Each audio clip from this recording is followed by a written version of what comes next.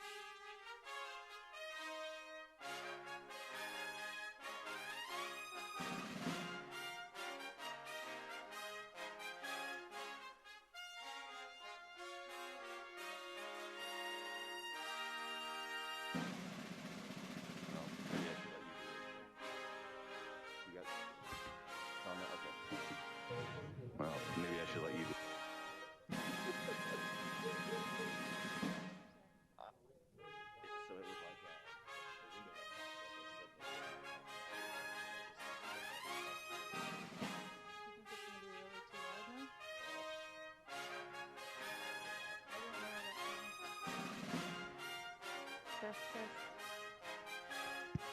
Maybe somebody on this call.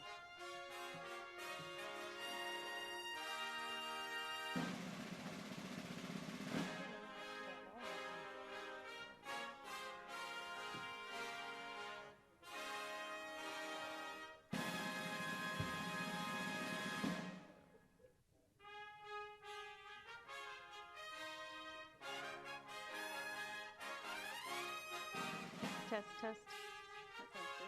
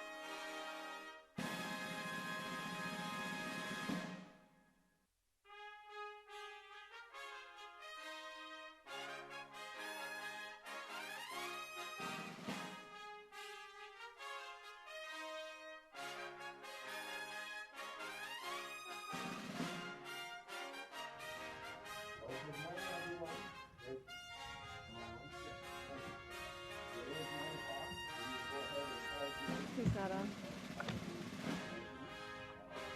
Would please join me for the Pledge of Allegiance. I pledge allegiance to the flag of the United States of America and to the republic for which it stands, one nation under God, indivisible, with liberty and justice for all.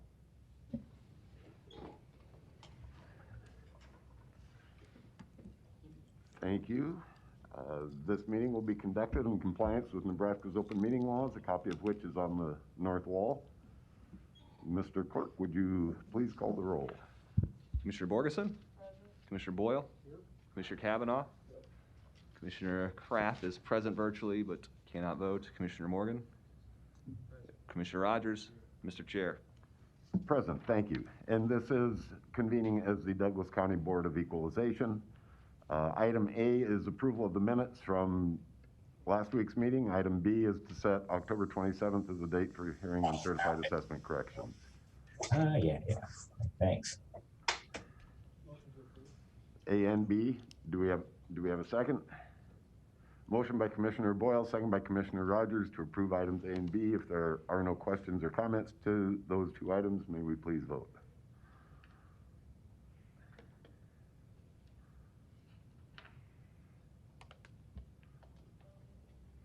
Motion passes 6-0. Thank you. Citizen comments. Would anybody like to address the Board of Equalization on anything not on the agenda? If not, we will go down to Resolution D. I believe we have somebody, at least one person present wishing to address us during this. Good morning, Mr. Goodwillie. Good morning, Commissioners. What are we looking at here on item Well, Mike Goodwillie, Douglas County Assessor, Register of Deeds Office. Item D are certified assessment corrections in which, despite our best efforts to notify a number of nonprofits that they needed to file their exemption application, these particular nonprofits did not. And so at some point before billing, if somebody has not sought and received a property tax exemption, you need to put a value on the property to bill it. So these CACs put value on these properties, and I know we have at least one person from CAC 20235, La Paz de Cristo, who wants to address the board. She and I have spoken over the phone a couple of times, and you know, I pointed out that we had reminded them a number of times. For whatever reason, they didn't file. I think she'd like to talk to you, and I think she'd like to file her applications. Mr. Goodwillie, if I may, while you're here, what legal options does this board have as we look at these? Well, I would defer to your county attorney's office, but statutorily, the way exemptions work is you need to be filing your exemption application on or before December 31st of the year prior to the year for which you seek an exemption. That's a mandatory shall statutory language. Then there is a late filing mechanism that lets people file as late as the 30th of June of the year they seek the exemption, but there's a late filing penalty. That too is a shall, and once June 30 comes and goes, there really is no authority to grant that exemption. Thank you. That has not stopped this board in the past. I'm just pointing it out. All right, thank you, Mike. I would like to say one more thing. Our process, the way we do this from a process standpoint, is we send out what we call our kickoff email or letter, usually at the end of October, 1st of November, that says to people, hey, you've got a December 31st deadline for your property tax exemption. And then if we don't see anything, everybody that has not yet filed by the middle of December, we send a second, more specific letter out saying, time is a-wasting, December 31st is the magic day. If we still don't get one, we send another letter out about the 1st of April that says, okay, you blew the deadline and there's going to be a late filing penalty, but you can still file and be exempt. And the sooner is better because it minimizes your late filing penalty. And then finally, there's always a handful of stragglers that we send a last letter to along about the 1st of June saying, holy smokes, you only got 30 days. You know, wake the hell up. We send those letters out to the addresses the organizations give us. It is inexplicable to me why people don't look at those letters, but they don't, and here's where we are. So with that, I'll step aside, and I think the lady from La Paz de Cristo would like to address. Thank you, Mr. Goodwillie.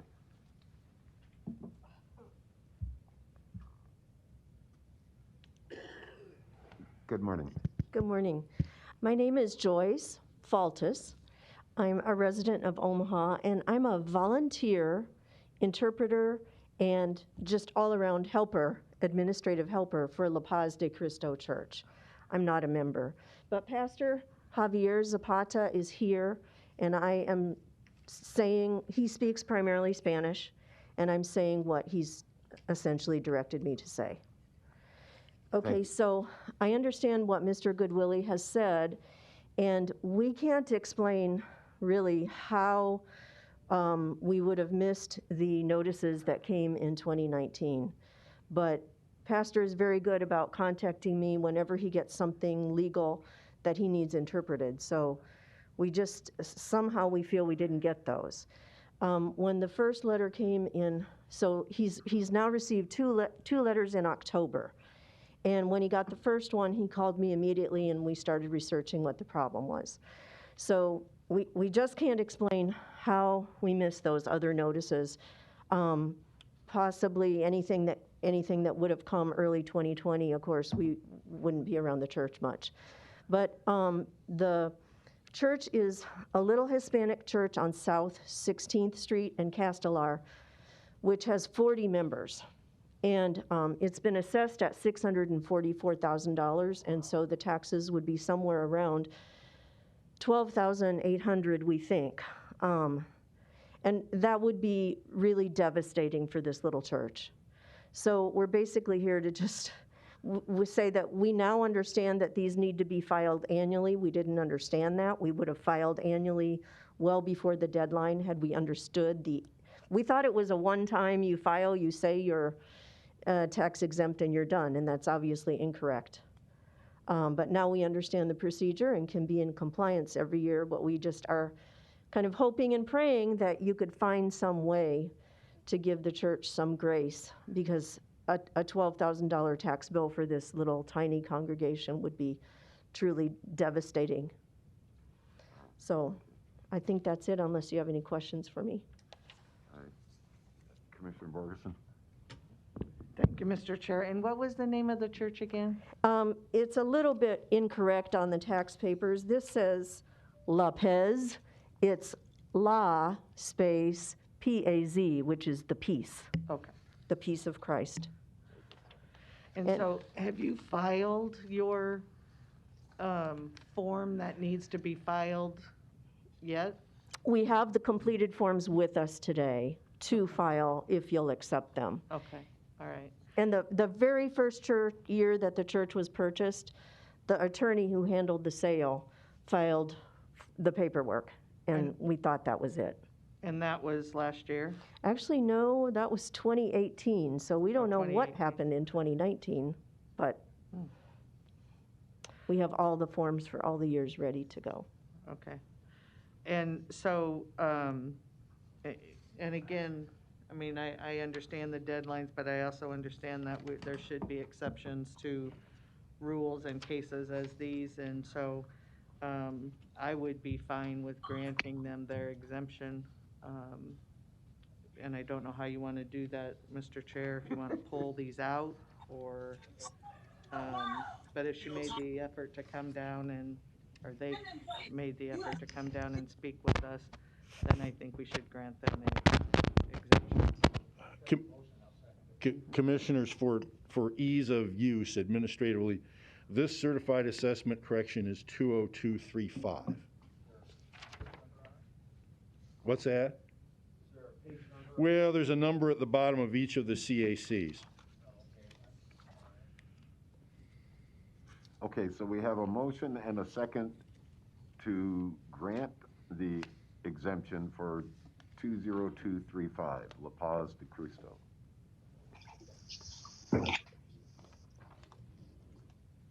So people are clear on what's going on? Commissioner Duda? Commissioner Kraft? Yes, before Mr. Goodwillie leaves, but after the vote, I'd like to speak. Okay. All right, well, I guess we'll take this one item individually then, before we come back to the group. We have a motion before us. I would go ahead and call for the vote on that.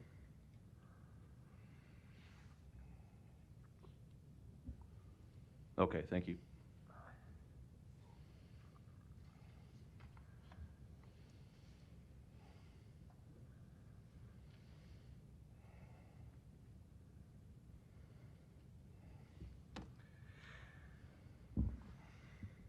Okay. Motion by Commissioner Borgeson, second by Commissioner Boyle to grant the exemption for CAC 20235. Motion passes. Commissioner Duda voting no, other commissioners voting yes. Okay, very good. Did you wish to speak now, Commissioner Kraft? I can. Commissioner Goodwillie? Not Commissioner, you promoted me, I And guess. that's not a promotion. Yes. Mr. Goodwillie, are we going to have a lot of problems like this because of the COVID and how the number of very small nonprofits we have that are run by volunteers? You know, I would have thought that too, but the number of that sort of last desperation, June 1st, holy smokes, you've only got 30 days to go letter, this year was not appreciably different than it had been in other years. So I don't have any idea what happened with some of these organizations. Okay, that's all I was looking for. Thank you. All right, this brings us back then to the remainder of, this is a pretty extensive list on item D. We have a motion to approve by Commissioner Borgeson. I'll second that. Commissioner Boyle, you have a question or a comment?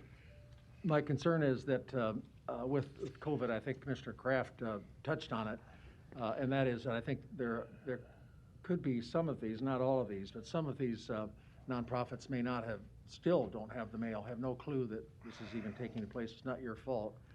And I'm not really sure what to do, but you look at, you know, like, I mean, you just look at any of them. Some of them are big operations, some of them are small. And I'm uncomfortable approving all of these because I think it's going to be quite a hardship. Is there anything we could do to lay it over for a week or try to do something to, I don't know what else we can do. Maybe that's impossible. Maybe we just have to approve it and let them bite the dust and have them come in. Is there any way we could tell them, well, I guess you can't tell them they can appeal it? If, they can certainly appeal they can certainly protest the value that is set. What I will relate is a personal experience, and this is kind of partly why we do this in writing more than anything else. I have had some personal experiences with some of these organizations, even I recognize some of the names, where I've had questions on applications in previous years, and reaching a live person by phone is not as easy as it sounds. No, and you'll call and you'll leave a message, and you don't want to scare people, but you want to be really explicit about what it's about so that they call you back, and they still don't call you back. So at some point, I guess, as much as you hate to do it, I think you have to say, golly, these organizations, the people that run them, have some personal responsibility to act as a fiduciary for those organizations.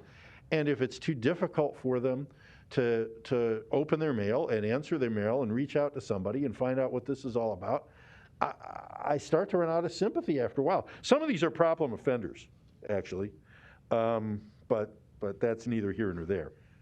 Mr. Goodwillie, could I ask you to, I don't know that I understand this fully. Let's just go to the first one. Is that, Paisan's Pizzeria? Is that the first one? No. Audubon Society. No, you are looking at item E, Oh, okay. which is, No wonder it's so easy to look at.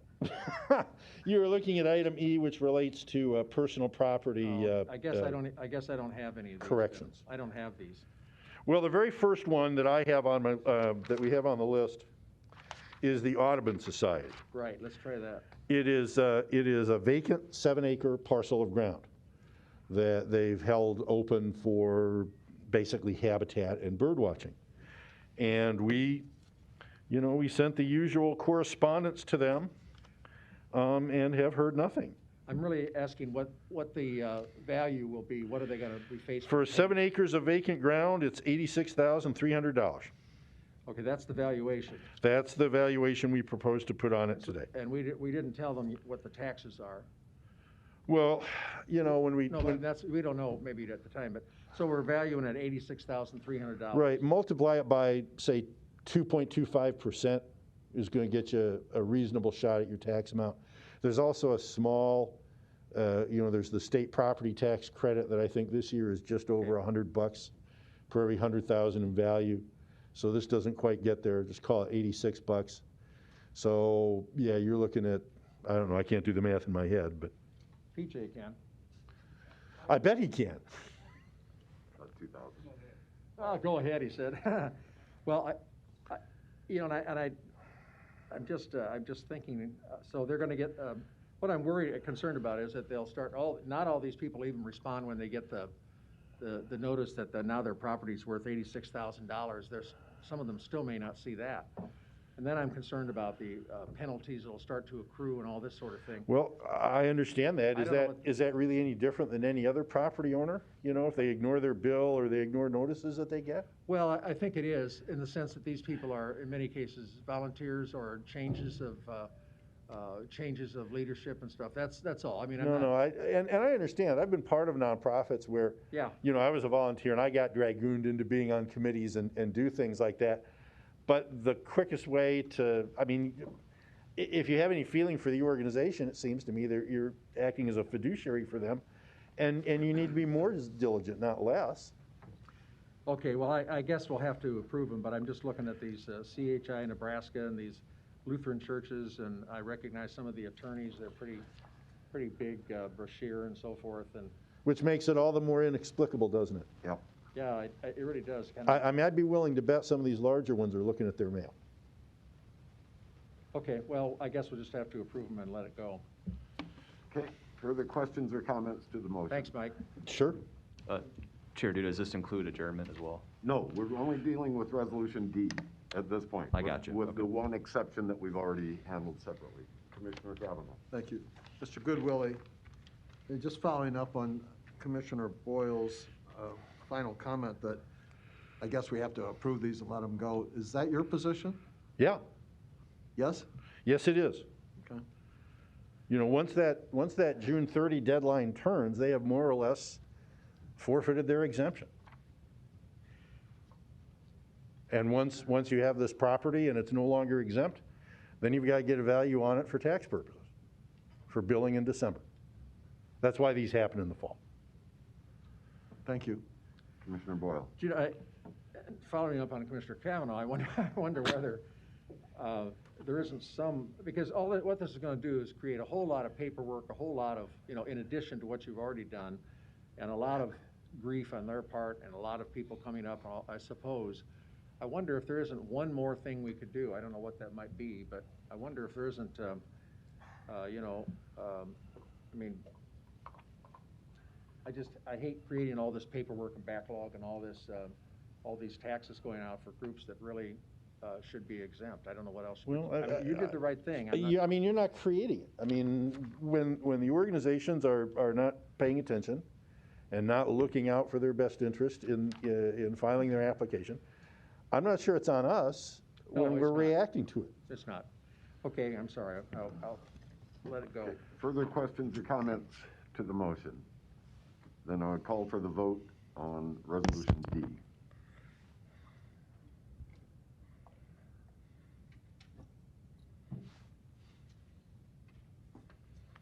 Motion passes 6-0. Thank you. This brings us then to resolutions Thanks, Mike. E, F, welcome. and G.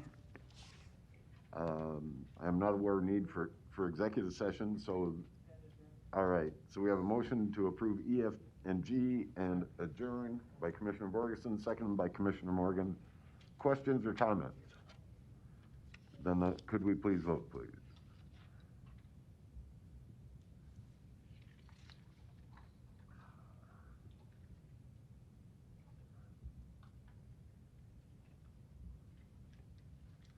Motion passes 6-0. Thank you. We will now convene as the Douglas County Board of Commissioners. Could we please have the roll call for that? Commissioner Borgeson? Commissioner Boyle? Here. Commissioner Kavanaugh? Commissioner Kraft is present virtually but cannot vote. Commissioner Morgan? Commissioner Rogers?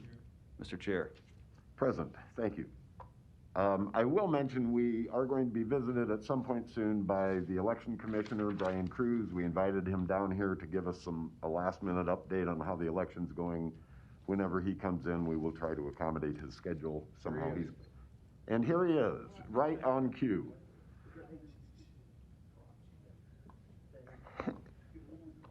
We've been sitting here for 10 minutes waiting for you, Brian. No, we said we would try to accommodate your schedule, and you have perfect timing. Well, thank you very much. I appreciate it. Welcome back. I'm guessing your corner of the world's a little bit busy these days. Just a little. Out to the commissioners if they'd like it. It's just a copy of my presentation.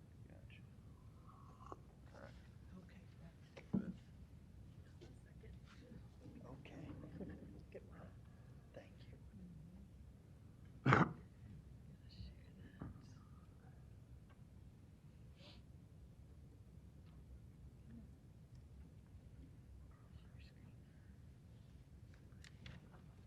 Thank you, Dan.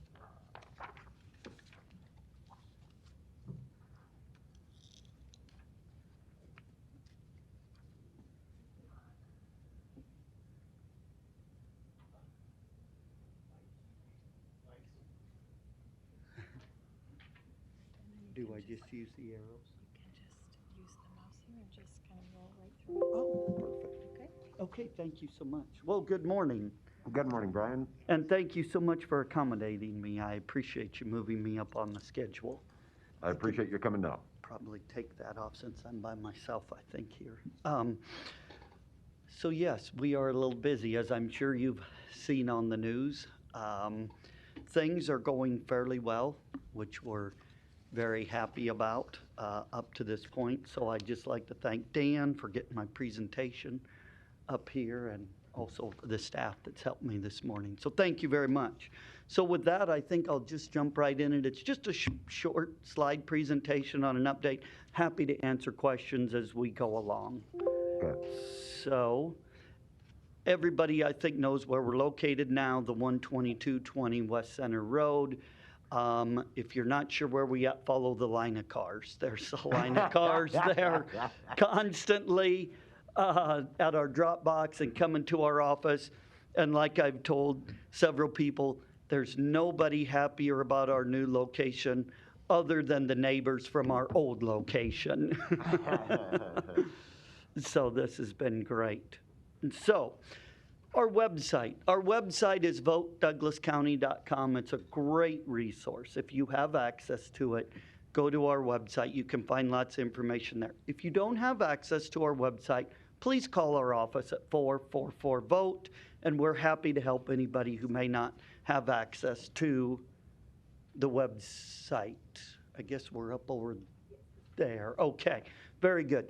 So up in the upper corner there where it says find your voting information, that's a very valuable piece of information. If you just put a little bit of information in there, your house number and your zip code, and then you click search and then click on your address, you can find your polling place. It has a picture of it and the location. It also has the sample ballot exactly to you, the exact sample ballot that you will be voting on, the races and all of the constitutional amendments and the propositions and all of those types of things.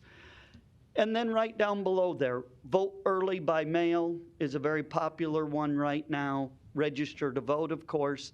And then on election night, the election results will obviously be the hot topic there. So, in-person voting is going on at our office right now.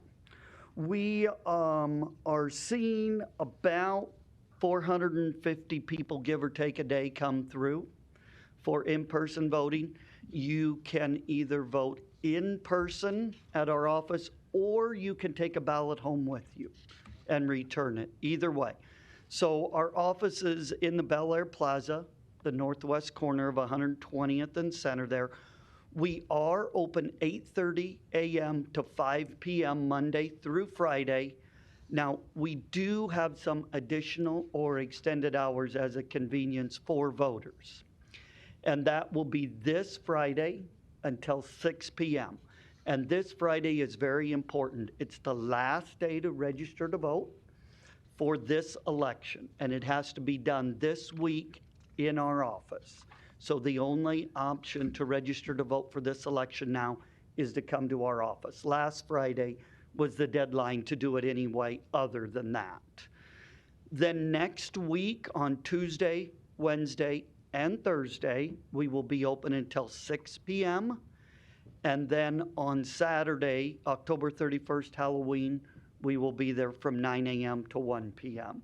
And again, as long as you're in line by the time we close, so either 5 or 6 p.m. or 1 p.m., you will be served. We mark the line. As long as you're in line, you don't have anything to worry about there.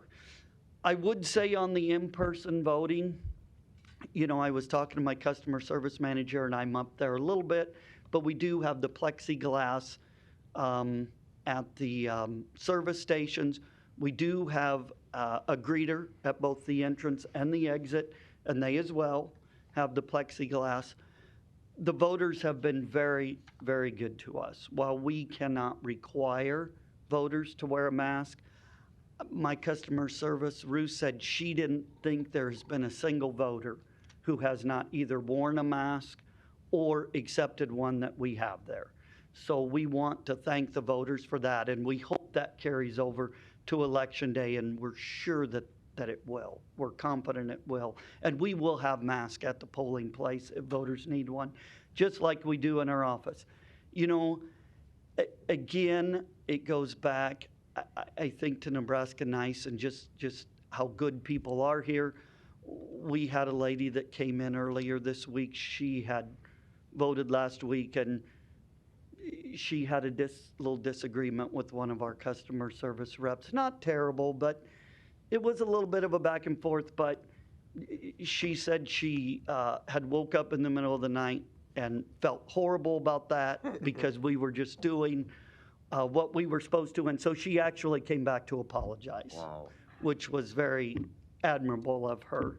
And we thanked her. So the bottom line is we've got lots of voters, but voters are good.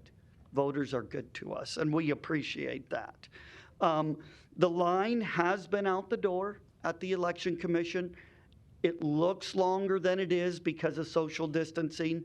It's been taken 20, no more than 30 minutes to get through the line. But again, if you're coming, just please bring your patience. We're working as fast as we can. But if you do come, don't leave, don't be intimidated. It's not as long as it looks. So Dropbox. So I think everybody knows these are our new drop boxes. We have 13 of them around the county. We empty them every day with groups of 2 different people, with bipartisan folks. They're emptied every day, 7 days a week. And we are getting a big response on those. Here's a map of where all 13 of our drop boxes are around the county. And this is on our website as well. We also put this in with each and every ballot we mail out. There's a yellow instruction sheet, as well as if you come to our office and take the ballot home with you, we also give you the location of these. We also have 2 drop boxes in our office that are just mini versions of the larger stainless steel ones. They look exactly like them. One's in the breezeway and one's inside, so you can come to our office and drop them off in person in our office during business hours, if you would like to do that. So some early voting statistics. So this is as of yesterday, and these numbers are obviously always moving, increasing, but as of yesterday, we have received 178,543 requests. We have accepted 161,291 of those. The vast majority of the difference there is just duplicity. Voters sending in more than 1 request. And we can only accept 1 request and send you 1 ballot. So again, we have to handle them, we have to touch them. So again, I know we're nearing down to the end, but 1 request is plenty, and we will definitely get you taken care of. We have mailed out almost 161,000 ballots. In person was 4,391 as of yesterday. We have had returned almost 104,000 ballots, as you can see there, which is almost 63% of what we have mailed out. And 78%, it's about 80%, give or take, as it fluctuates, but it's right in the 80% range of all of our ballots that are being returned are coming via one of our 13 drop boxes. So voters are definitely heeding our suggestion to use one of our drop boxes. It's the most direct way between the voter and ourselves. The post office is a great partner of ours, but again, the most direct way is between a drop box and us. I'll be back next week to give you another update, but the post office has recommended not mailing your ballot after next Tuesday, October 27th. So you've got a week to mail that ballot. After that, they recommend bringing it to our office or using one of our drop boxes. One important thing, very important thing, is if you've requested a by-mail ballot, please vote that by-mail ballot. You need to vote that by-mail ballot. It's not really an option to wake up on election morning and say, I all of a sudden, want to go to the polling place. If you do, the poll workers will have noted in their book that you requested an early vote by mail. They will ask you if you requested one and if you've received it.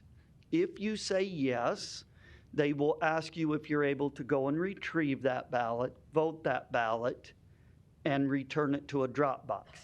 If you didn't receive your ballot or you're unable to go retrieve your ballot, then you will be able to vote a provisional ballot. So there is a mechanism in which you can vote, because we never want to deny anybody the right to cast their vote.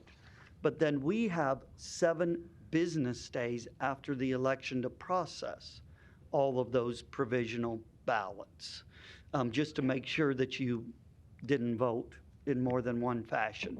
So again, it's very important, if you've requested a by-mail ballot, please vote that by-mail ballot. If there's some reason you can't or you have a problem, please contact our office before Election Day, and we will work with you and see what arrangements we can make to correct that.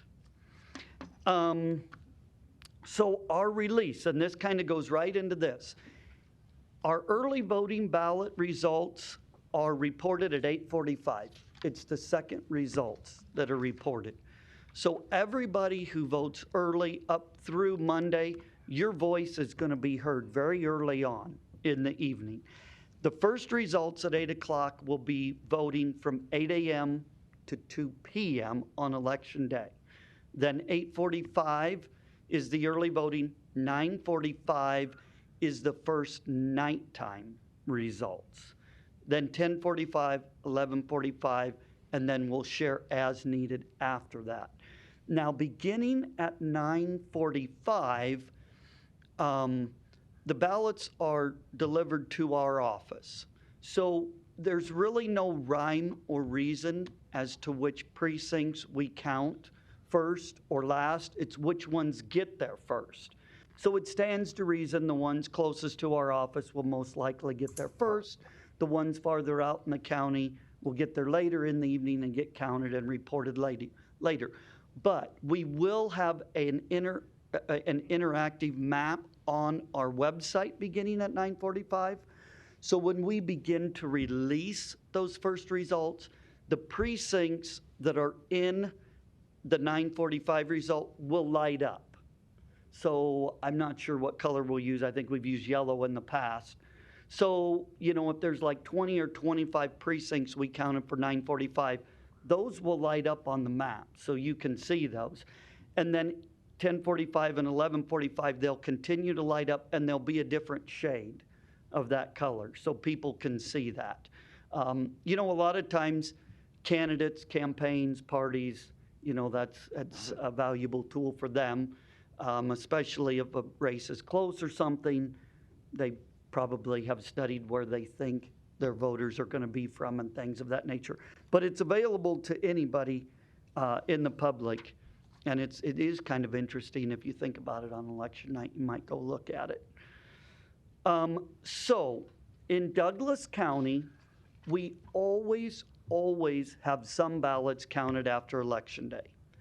And we have notified all of the campaigns and the parties and the candidates numerous times. We'll do it again here in the next week, all the way from the national campaigns that are here on the ground to the local campaigns, as well as the media. I want to stress this is nothing new. We did not change this procedure because of the amount of early votes this time. This always happens. And what happens is ballots that are turned into our drop box on Election Day. So the ones we take out of our drop box at 8 p.m., we check those in on Wednesday, we open them Thursday, and we count them Friday. And again, that's to make sure that we have our double checks in place, that someone didn't go to their polling place and vote, as well as do the early voting ballot. Then the provisional ballots are counted we have 7 business days by law to do those. That actually translates into 10 calendar days this year, because there's a weekend in there and Veterans Day is a federal holiday. So while we will be there working on Veterans Day, most likely on the provisionals, we will be closed to the public that day, and it's not considered a business day. So the second Friday following election is when we have to have all of the provisional ballots processed, and then we will count those on the Monday following that. So that would be November 16th. Now, that's the latest we would do it. If we get our work done before then, you know, we will move that process up accordingly. But this would be, I guess, the latest that we could do it. In a typical presidential general, we will get somewhere in the neighborhood of 6,000 provisional ballots. So that's why we, if that holds true this time, we will utilize those full 7 business days, those 10 days to do that, because it's an arduous process. The good news for voters is overall we've got about an 83% acceptance rate on provisional ballots. So while the process takes a little bit of time, if you just take your time and you do it and work with the poll workers, there's a really good shot, really good chance that your voice is still going to be heard on a provisional ballot. And if you don't think that those ballots that are counted after Election Day and provisionals count, you can ask our good friend Landslide Mike about that, right, Mike? 3 votes, that's right. That's right.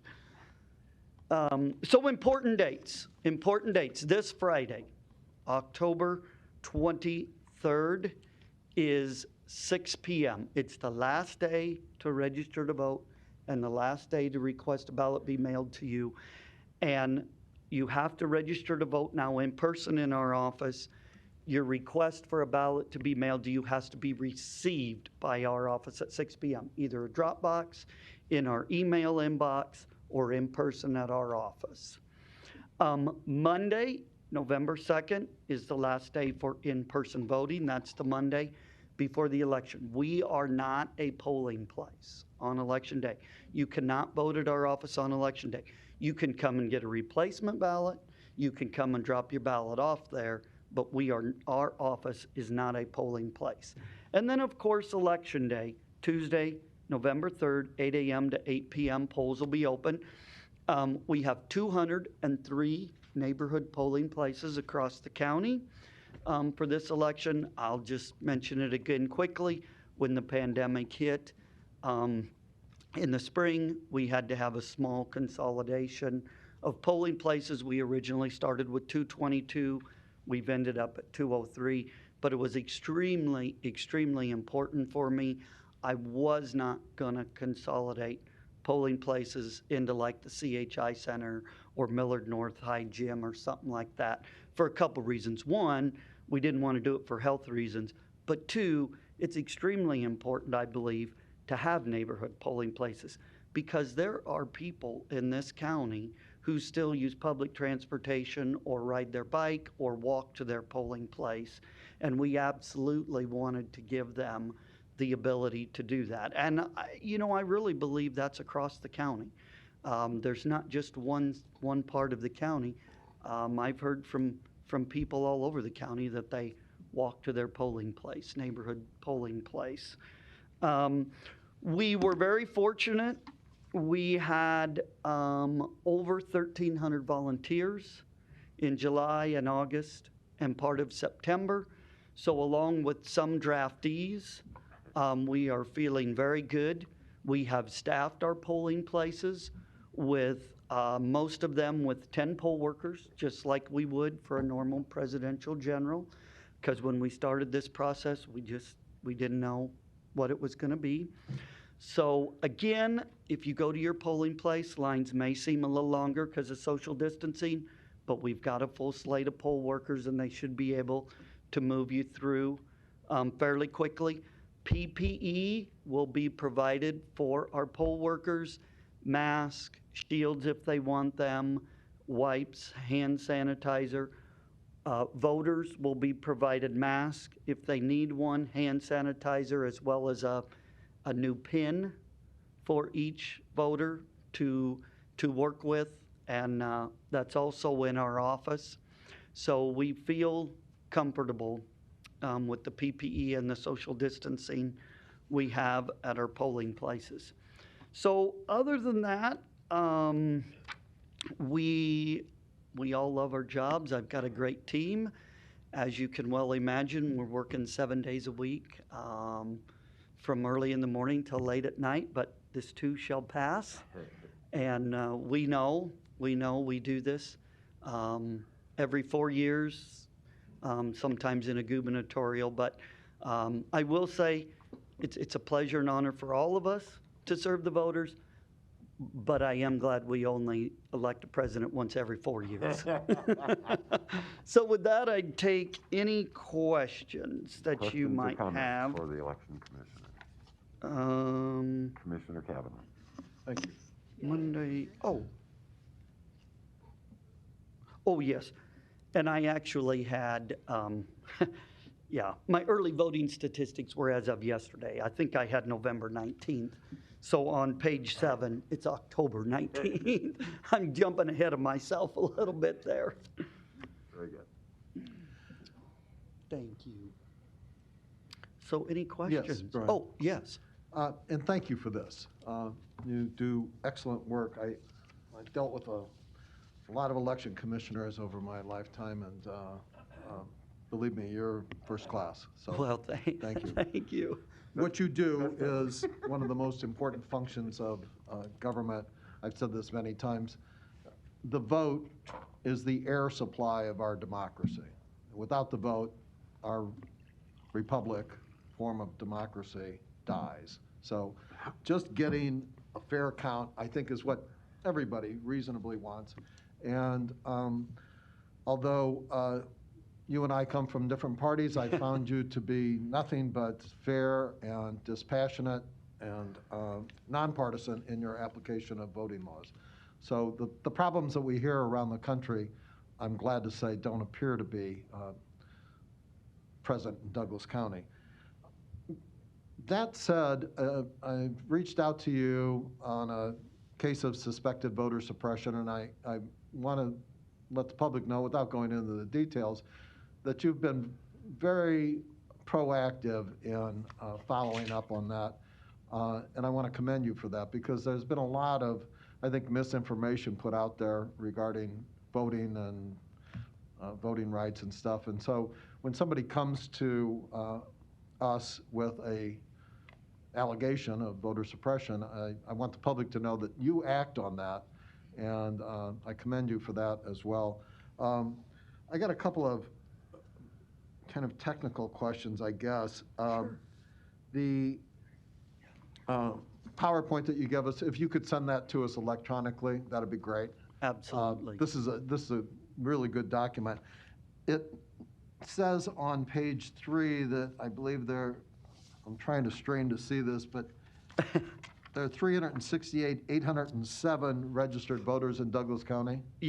That was as of October 1st. Last week, we ran the numbers. We have about 372,000 as of last week. I think when voter registration closes Friday, and when we run our final numbers Monday at 1 o'clock, I'll have final numbers for you next Tuesday. I'm guessing we're going to be in the 375,000 range. And to give you some perspective, in 2016, the presidential general, we had almost 350,000. We had like 349,995. We wanted to make 350 so bad, and we just didn't quite get, but it was almost 350 in 2016.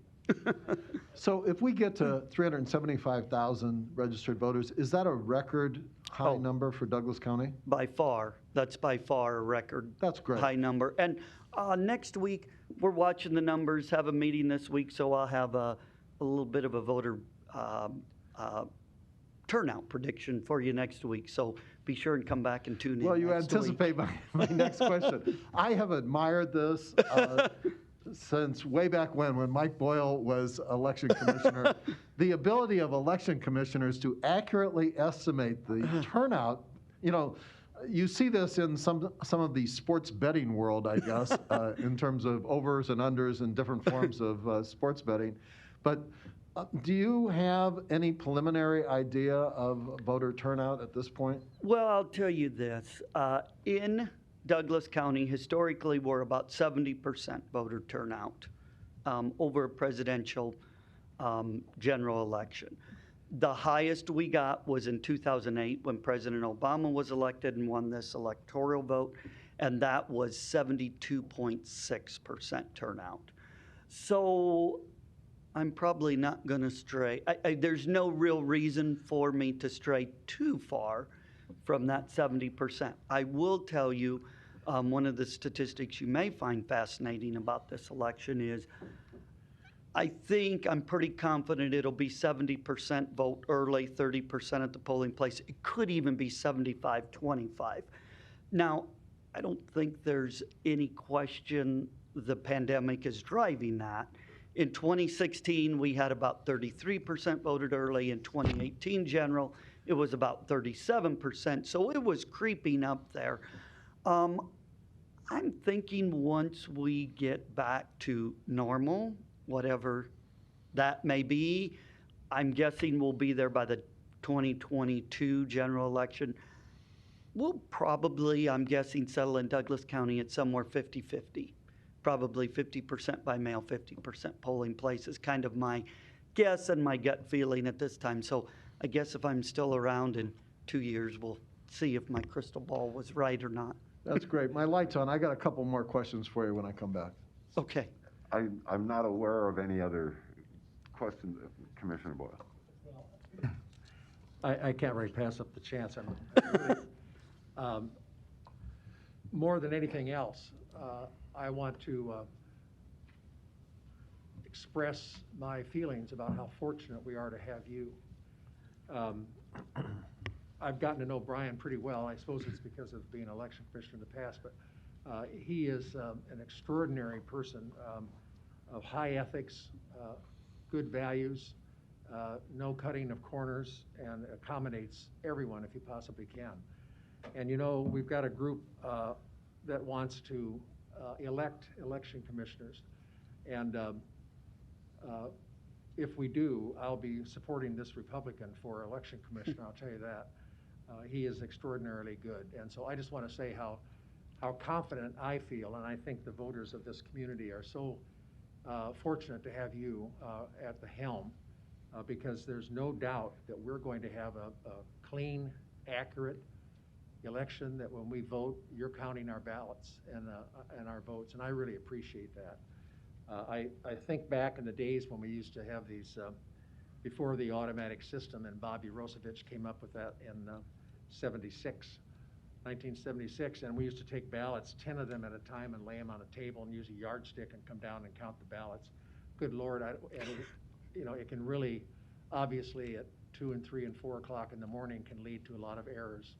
So we have accurate elections, and we have an honest man with who's running these elections for us. And I really congratulate you and thank you. Well, thank you. Thank you. Commissioner Borgeson. Thank you, Mr. Chair. I just want to echo what Commissioner Boyle said. I have actually received high compliments of the office, and when they've been there or when they've called or when they have a question, and I just know if someone reaches out to me and I reach out to you, it's a very quick turnaround, very professional, and I really appreciate that. And you're doing a great job, and thank you for that. And thank your staff as well, please, and the volunteers. Thank you, Marianne. Thank you. Further questions or comments? Yes. Commissioner Kavanaugh. So Brian, getting back to the numbers for a second. Yeah. If we get that 70 or 75% mail-in early ballots, if I read your presentation here correctly, those will all be reported in the 8:45 run of vote numbers on election night? That's right. State law actually allows us to count all of the early voting ballots on Monday, and so we will. I have a press conference at 9 a.m., and we invite all the media to come and we demonstrate our machines, and then I answer questions. And then we'll start counting, hopefully by 10. Our goal is to start counting by 10 in the morning.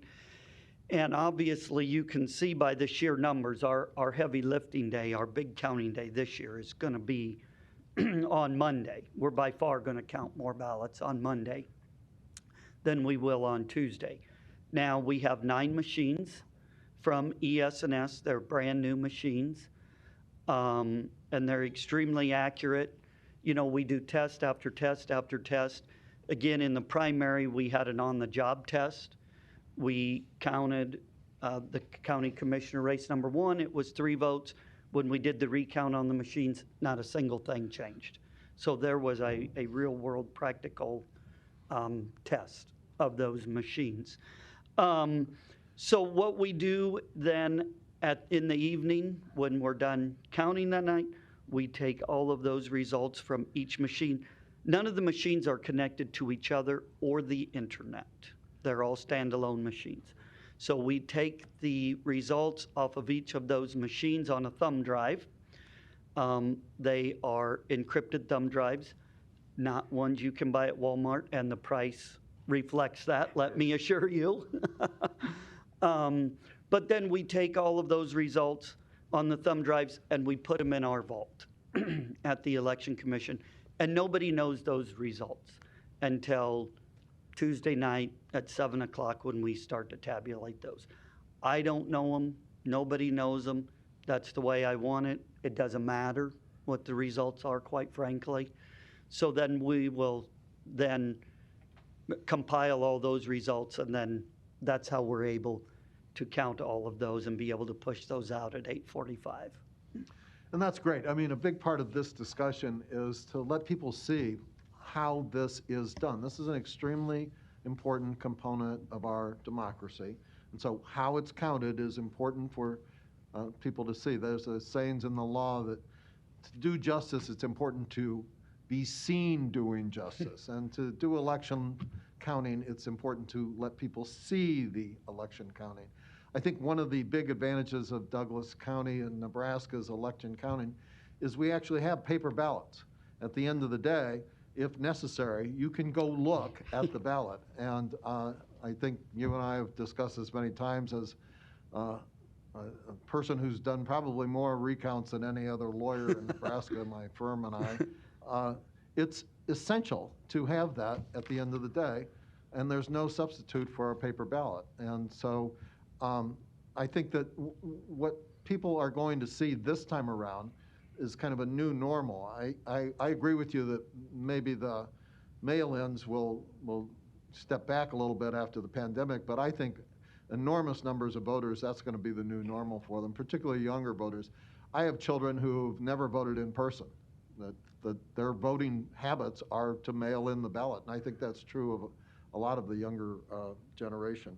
So if we have the kind of turnout that you're talking about by 8:45 on election night, except for extremely close elections like my colleague Michael's, the vast majority of elections are going to be pretty much predictable at that point, with 75% of the vote in. Yeah, somewhere probably in that neighborhood. It's probably going to be a pretty good indication of how the night goes, but I think it's important to note we do count every vote, and every vote counts. So, you know, watch those numbers after that, because those are those 2 p.m. to 8 p.m. voters. Oh, you're right. And I've spent many very late election night. It's important to do this right, not to do it quick. Speed is good, but accuracy is essential. Right. And I think that the way you're doing it is great. Thanks. Yeah, absolutely. Thank you. Commissioner Boyle. Thank you. Hey, how are you handling the write-in, particularly for the Senate on the Democratic side, and when will returns be provided? How do you have can you explain that for us? Our machines will tabulate write-ins. Now, in order for a write-in to be counted, the state law says you have to write the last name, or it has to be, I think it says as close as possible, so you can tell that it's that individual. Now, we encourage folks, if you're writing in, if you know the full name, please write in the full name. That's our recommendation. But you at least have to write in the last name, and you have to fill in the oval. You must fill in the oval, because that's how the machine tabulates the vote.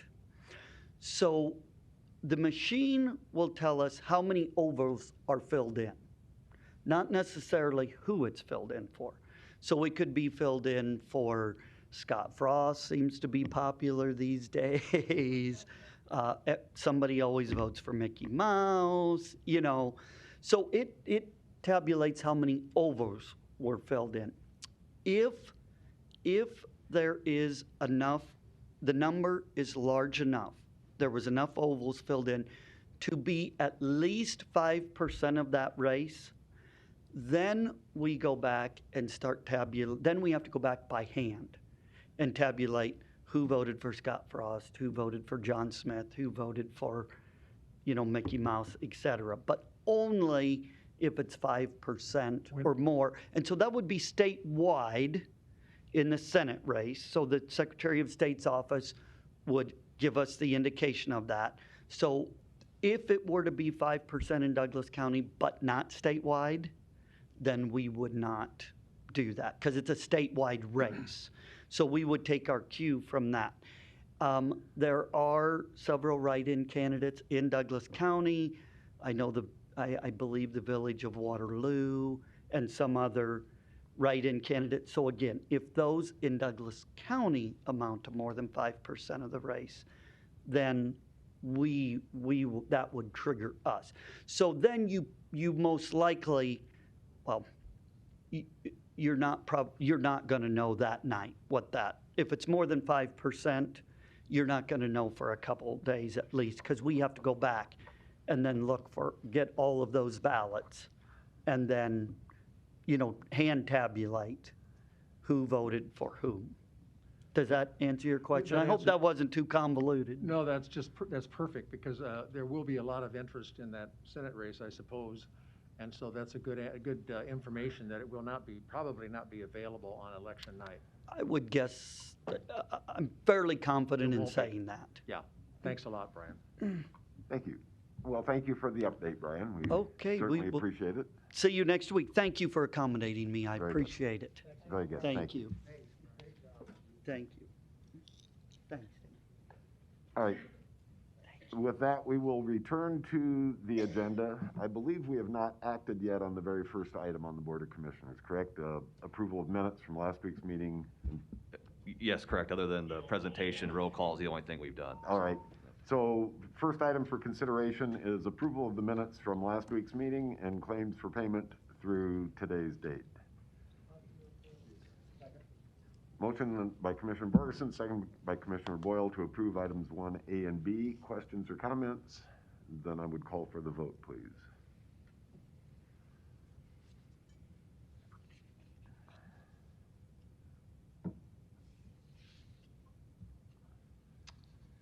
Commissioner Kavanaugh.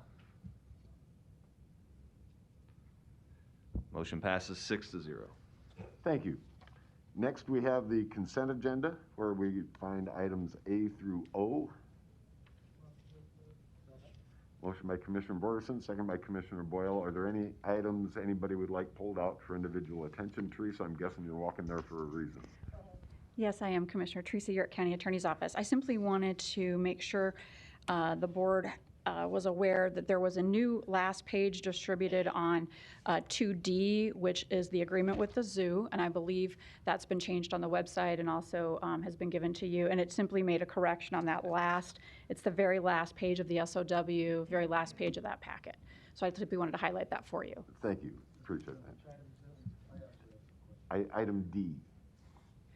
Yes, Zoological 2D, the CARES Act agreement with the zoo. And if I may add something, Ms. Yerk, I don't think it actually has been updated on the website. Oh, I apologize if it hasn't. Okay, everything very good. Everything else, it has been. Very good, thank you. Thank you. All right, Commissioner Kavanaugh? Yes. Thank you for that. I did look at these, and if I am looking at this correctly, and correct me if I am not, the basis of the the replacement was the adjustment of numbers in the overall grant to the zoo. The original document had a total of all categories of $5,601,100, and the substitution has a flat $5 million. Are there other changes besides that? No, the change is just on that last page. So you've identified the correct page, Commissioner. And the zoo, it is 5 million, and then the zoo wanted to allocate it slightly differently than what it was originally in your packet as, and so that is what is different on that last page. I'm sorry, that it is allocated differently? A little bit differently than it was in the original. Okay, what are the differences in the allocation? If you'll note for the number 1, the reopening and operating costs is larger than the original submission. It was 1.2 million and some change the first go around. It's now 1.5, and it also it includes the possibility of spending it on a broader category of expenses. And then the number 2, they've added the word safety. So it did not. The word safety was not included in the original submission, so it now reads safety, comma, proposed capital and equipment projects. The safety is where, I'm sorry, I'm looking at it. And Number 2, on the new submission, the word safety was added for number 2. Oh, I see, in the heading. Yes, sir. Okay. And the change in number 1, the words were what? The dollar amount changed. Yes. And then previously it was labeled 1A through G, and now it is just A, and it has a descriptive paragraph regarding the expenses. Okay. So they basically consolidated the A through G into a one-paragraph narrative. They did, and it's my understanding, and Joe and Patrick may be able to further explain this, but that first paragraph now also encompasses the ability to do more of a stimulus type of expense rather than having just the very specific expenses listed like PPE and cleaning, which was how it was phrased the first time. Right, and I have some questions for him on that, but those are the changes, the actual changes between the two documents. Yes. And these were received from the zoo, is that correct? Yes, I mean, there was some back and forth with the zoo trying to get it the way it needed to be worded, but yes. Okay. And I understand the dollar change because they weren't approved for $5.6 million. They were only authorized for $5 million. But as to the language change, is there some legal reason for the change in the language between the original document and the document that we have before us? That's hard to answer. There's a lot of things that are allowable expenses under the CARES Act, and so I think this is just a different way to present those expenses to the board. Right, but what I'm trying to get at is the refinement of the language in the substitution document that we just got is a work product of Douglas County, legal requirements for qualifying these expenditures for the CARES It was a Act? group effort, if I may, so we did review it, obviously, but we also ran the language by Deloitte, which is your consultant for CARES Act, and then we also worked with the zoo on that. Okay. And I have some more questions, but these are for Joe. Thank you very much. Okay. And then there is also an emergency item I think the board will be adding perhaps at the end of the consent agenda. After we are done with consent agenda, I Very good. intend to come back to revisit Very good, thank that. you. I have additional questions for Mr. Lorenz. All right, Commissioner Kavanaugh.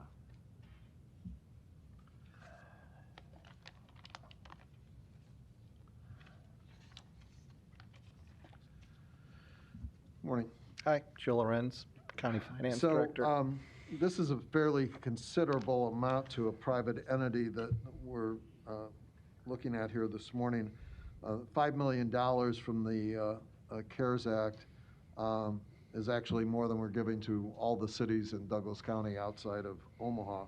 So I just want to make sure that the public is aware of how this is going. This references the replacement document that we just got, references that this is in addition to funds provided by the state of Nebraska. What amount did the zoo receive from the state of Nebraska?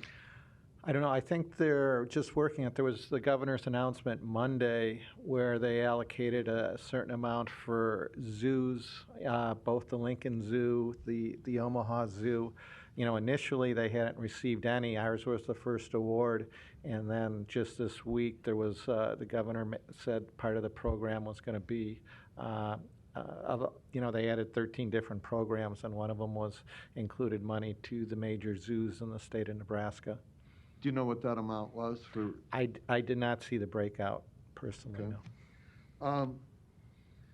This scope of work document, I believe council said is approved by Deloitte, yes? Yes. Okay. The scope of work is for reopening and operating costs incurred during COVID-19 and safety and proposed capital and equipment projects, correct? Yes. Okay. Capital projects, my understanding is capital projects are subject to some question relative to whether or not we can fund capital improvement projects.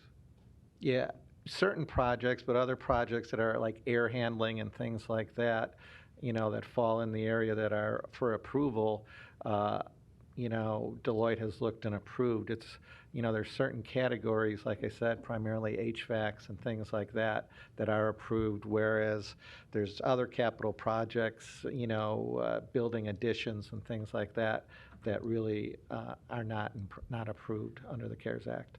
Okay. There is a hold harmless provision in this document, is that correct? I believe so, yes.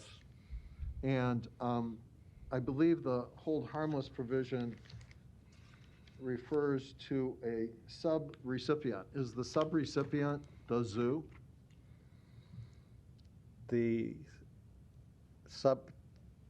Yes, we are the recipient under the CARES Act. Yes. And then the sub-recipient would be the Zoo Foundation. Okay, so for if any reason the Department of Treasury comes back and audits this and says these are unauthorized by the CARES Act, the zoo is responsible for those payments, not Douglas County. Under the hold harmless, yes. Yes. The attestation that we've dealt with in other programs for this is basically a self-attestation. The zoo is self-attesting that they qualify as an organization for CARES funding. That's part of this, right? Yeah. As a 501c3 nonprofit, right. What we did is we carved the zoo out. We gave $20 million to Omaha Community Foundation to administer the program, and the exception was to the zoo that we carved out and gave a $5 million award, but the idea is to be consistent in how we deal with all the nonprofits. Right. I mean, we're doing a lot of that. The funds that you mentioned to the Omaha Community Foundation, those are kind of direct aid funds to 501c3s in the community, smaller arts, culture, and health and human service organizations. Right. This is a little different cat. It also mentions that there may be additional stimulus monies for the zoo under this. Is that correct? Yes, under the nonprofits, you can give a stimulus award under the terms of the CARES Act, which is general money that these nonprofits can use to offset the negative financial impact of the pandemic. So is that under the $20 million that you just referred to going through Omaha Community Foundation? Yeah, Omaha Community Foundation has a program out now where they're giving stimulus awards. I think they're looking at potentially giving up to $10 million in stimulus awards to both the arts and the community nonprofits. And in working with the zoo, we agreed that up to 1.5 million of the 5 million, or 30%, can be considered a stimulus award. So two things. They're going to get considerably, the zoo, more than $5 million based on our conversation here this morning. No, they're getting up to 5 million. Well, they're going to get 5 million from this, but then they have the state's portion that we yes. just spoke about. And now you're saying that they'll qualify for stimulus payments as well. The stimulus is in the 5 million. The stimulus is in this 5 million? From us, yes. But it would be deducted from the 20 million that were, No, the 20 million separate, that's for, there's two programs here. There's up to 10 million that could come through the community, the Omaha Community Foundation in stimulus money, and that's separate. And we kept the zoo separate of a $5 million award, of which 1.5 million is considered stimulus. 1.5 billion of the 5 million Yes. is considered stimulus. Can we Okay. wrap this up, Thank please? you. Thank you. Okay. Further questions for Joe? All right, then did you wish to address the board before we vote? We're getting ready to vote on the consent agenda, I hope. Larry Storr, 5015 Lafayette Avenue, Omaha, 68132. In regards to the various nonprofits that asking for money through a community foundation or otherwise. Let's take, for example, the zoo. I think the citizens would like to know why something like the zoo should get federal dollars and why certain community organizations or businesses should get federal dollars for something that's not really a health question or reality. For example, expenses for physical plant for capital improvements. Really, a citizen that pays federal tax dollars doesn't think the money should be going for that. So we need to ask some questions before we dispense the money. And obviously, there's a lot of disagreement, even from the federal government, about what qualifies and what doesn't. But physical plant, capital improvements are things that the businesses should have, and foundations even, should have budgeted for out of their already existing operating expenses and requests to you for money, not once again from the top of the pie. Thank you. Thank you, Larry. Further questions or comments to the consent agenda before we vote? You've had the floor twice already, Commissioner Kavanaugh, and you went way over your time. Can you please try to be brief?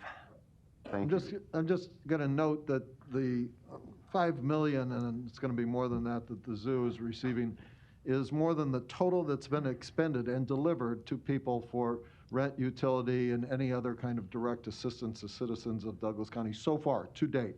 Thank you. It's also more than all of the cities outside of the city of Omaha in Douglas County are going to receive from the CARES Act per request to date. Thank you. The zoo. Thank you. Commissioner Morgan. I'll ask a question of you, Claire. Didn't we appropriate over $10 million for rental assistance? 10 million, exactly 10 million. Yes. Thanks. Yes, yes, we did. Thank you. Okay, further questions or comments to anything on the consent agenda? If not, I would call for the vote, please.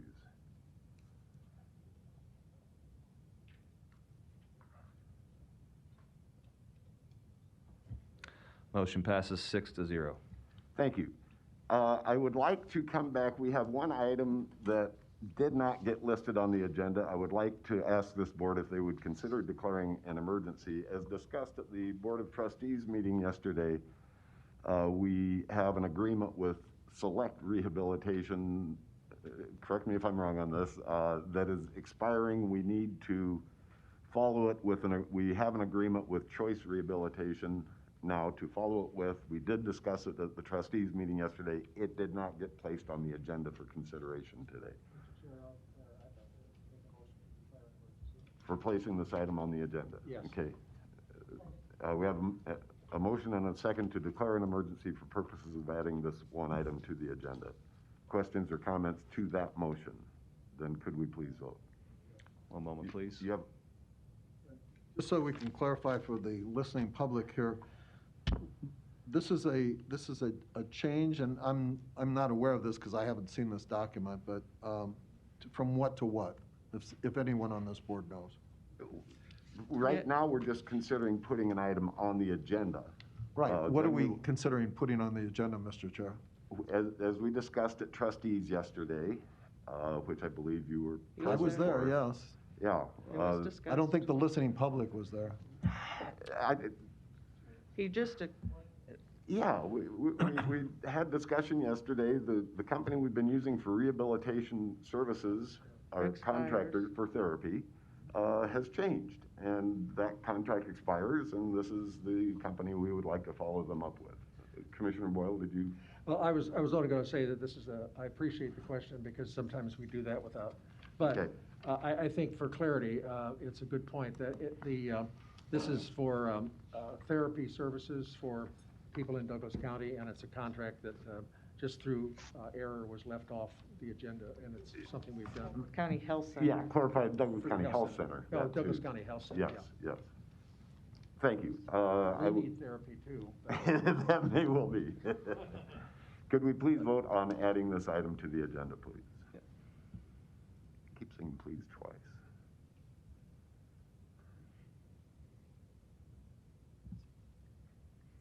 Motion passes 6-0. Thank you. We will now come back to consider this item, and I would ask Commissioner Borgeson, as the chair of the Board of Trustees, do you have anything further to add to this? No, just that again, to reiterate, there was, the current contract was Select as expiring at the end of October. We went out for an RFP. Choice Rehab was selected to provide physical, occupational, and speech therapy to our residents in the Douglas County Health Center. And I would move for approval. Okay, motion and a second to approve. Questions or comments to the motion? The new contract is with which entity? I'm sorry, I can't hear you. Choice Rehab. Thank you. Okay, is that it? Do you have more Yes, that's questions, it. Commissioner Kavanaugh? Do you have more? Yes, that's it. Okay, thank you. Could we please vote? So I do have a question, though. Regarding the last motion, Mr. Chair, I was changing things on the computer. I didn't actually catch who made the motion at Commissioner second. Borgeson and Commissioner Boyle. I appreciate it. And we are ready to vote on this one now. Thank you. Thank you.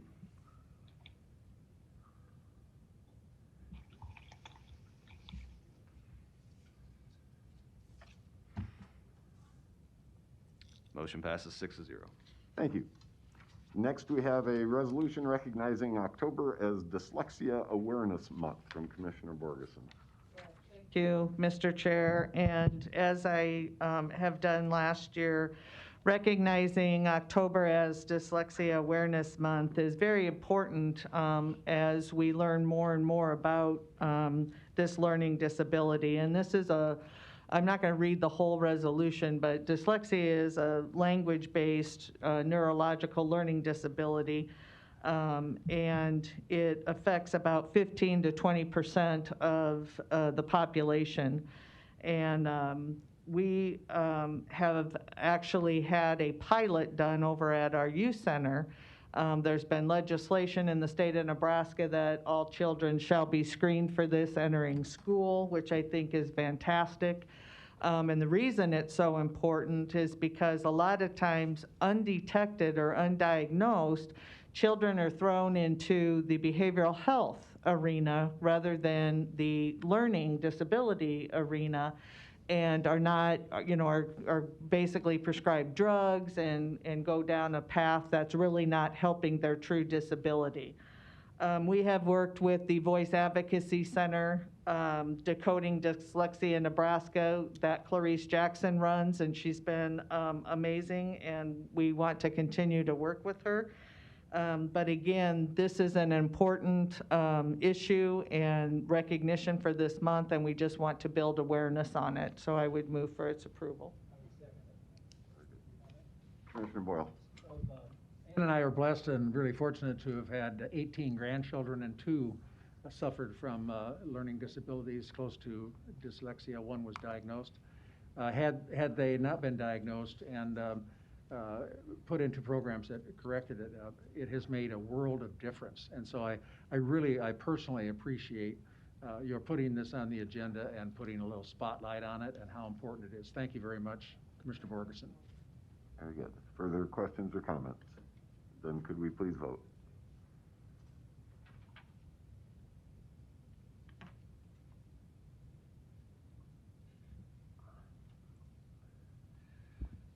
Motion passes 6-0.